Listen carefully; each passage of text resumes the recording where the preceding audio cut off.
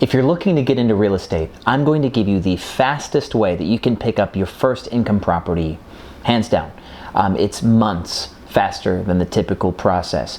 And it's actually lower risk than your normal first property. This is the way that I picked up my first property, and it's been so simple that I now have 100 properties just like it, and I make $3 million a year on my real estate portfolio. My name's Sean Rocky Jeech. This is Airbnb Automated, and by the end of this video, you're gonna understand the speed and power of rental arbitrage.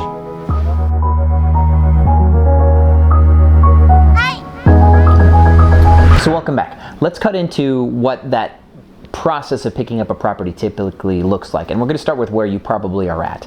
You've probably researched how to get a mortgage, repairing your credit, how much it costs to pick up a home, all the goodies, right? And you've realized that you have to get pre-approved for a mortgage. You're going to have a down payment, and you need to put 20% down or better to have a true income property. If you want to move into a home, you can put 3 or 5% down, and then you can do something called house hacking, get roommates. Warning, if you're not house hacking and don't intend to live there, it is fraud to tell people that you are to get that 5% down loan. All right, if you don't want to go to jail by getting caught, which, I mean, it's a long shot, but it could still happen, 20% down is what you need to put. So you've probably gone through this process though, and you understand that you need to get pre-approved for the loan, find the house you like, go through negotiations with a realtor, and then of course go through closing. Now, Zillow says it takes on average 4.5 months to pick up a property, right?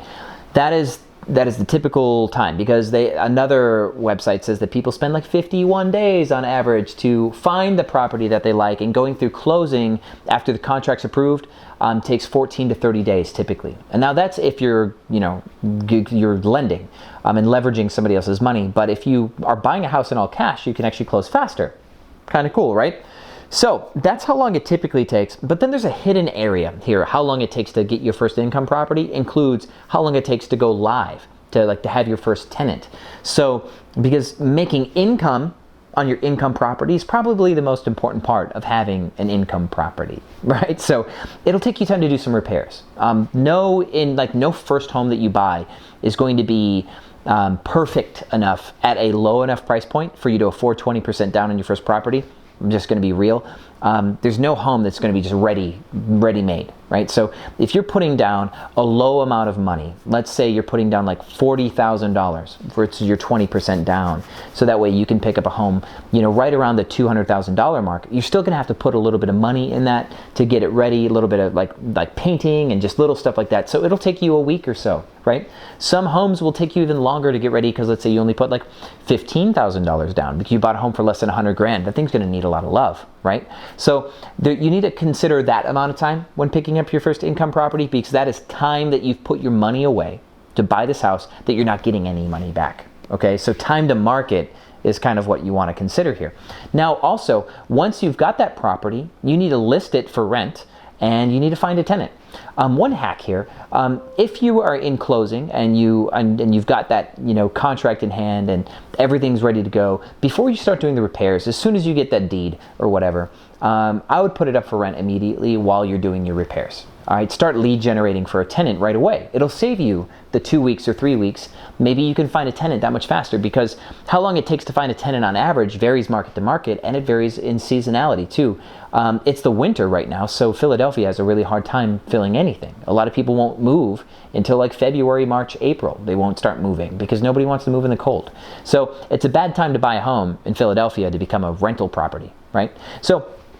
But there is a way actually to get a good amount of business in the winter, and we're actually about to jump into this because it actually coincides directly with the faster way to pick up an income property.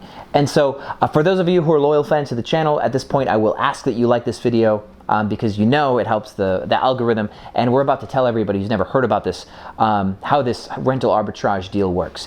So how fast can you pick up a home when you don't buy it, is the question. And a lot of you might be a little bit stunned that this is the advice that I'm about to give you. Don't buy a property. But if you read the comments on this video, you're going to see tons of people who are going to represent rental arbitrage as a legitimate thing.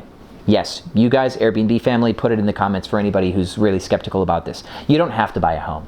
So what you'll do is you go to a landlord who's already bought the home. He's already gone through closing. He already put the money down. He already did the repairs. He's got the for rent sign in the lawn, and it's been a couple months and he can't get a tenant, right? He's gone through that 6 months of trying to find a property, getting the property, repairing the property, and advertising it, and he's made $0 in 6 months. You're going to find one of those guys, and you'll say, hi, my name's Sean. I do rental arbitrage. I would love to rent your property for 3 years, and I'm going to furnish that home, and I'm going to then take over the responsibility of finding tenants for the property, but I'm going to advertise it as a furnished rental.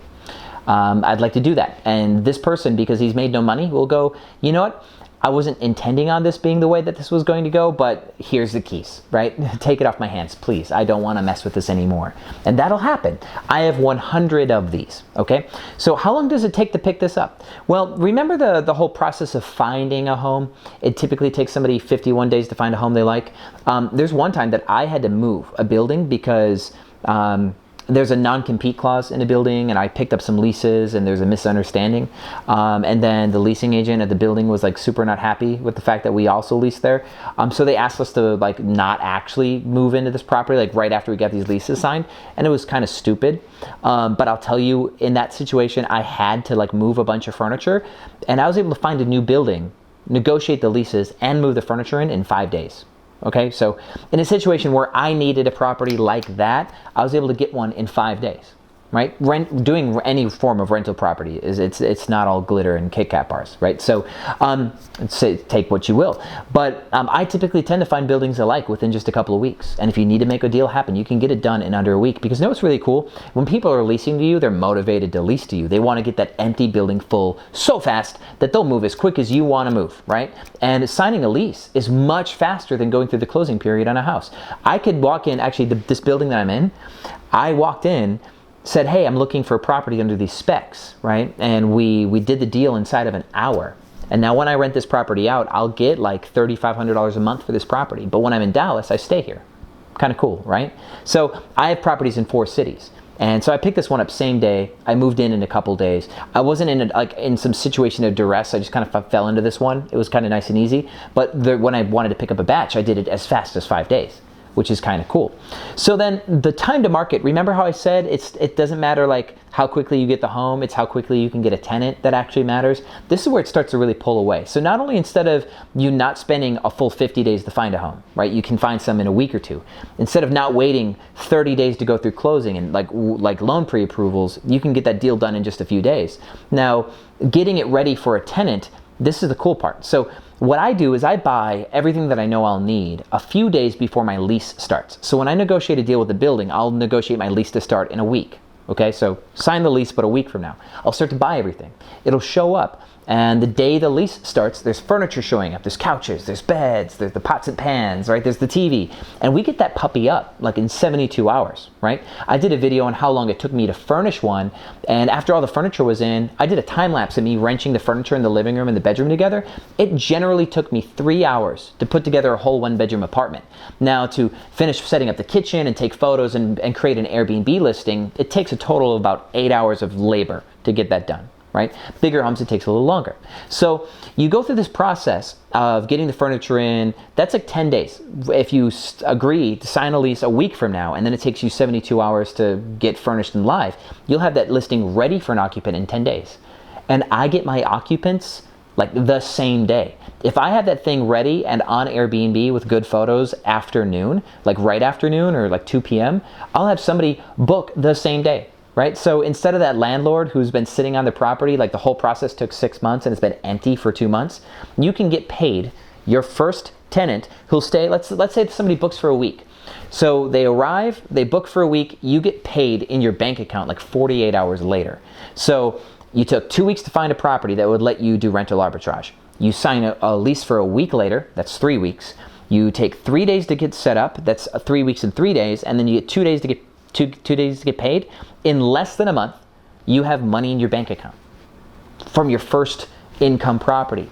Now, here's what's upside down about this. I started this video with how to pick up your first income property, but I'm not telling you to buy anything. I'm actually telling you to not buy your first income property.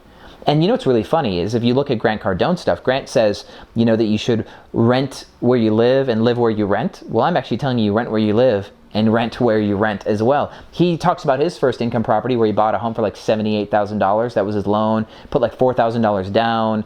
did the repairs and stuff. He went through that same 3-month process. He found 2 girls who were his first tenants, and he was going to make like $100 or $200 a month $100 a month cash flow on top of his debt pay down.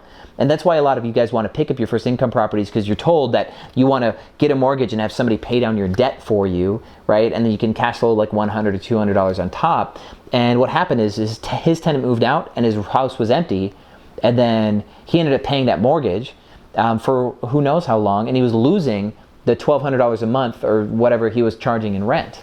So when you're a regular landlord, you're making so little in profit on top of your property that you have a huge risk, right? Like I said, this is way less risky than a regular first property, because when you're a new landlord, you don't understand how to properly vet a tenant who's likely going to, pay their rent and who's not going to trash your place.